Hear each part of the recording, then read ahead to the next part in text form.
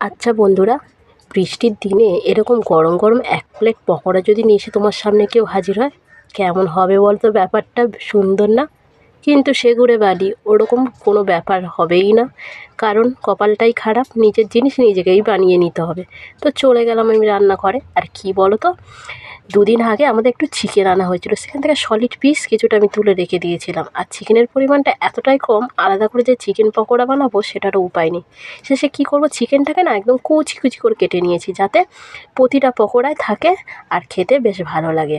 আর কি করে দিয়েছি, ওই জন্য বেশি পরিমাণে একটু পেঁয়াজ কুচি করে নিয়েছি, তার মধ্যে ধনেপাতা কুচি, তোমার রসুন কুচি, লঙ্কা কুচি, তোমার ময়দা, সুজি, একটু বেসন, সব রকম দিয়ে ভালো করে মাখিয়ে দেখো পেঁয়াজি চিকেন পকোড়া রেডি করে নিয়েছি।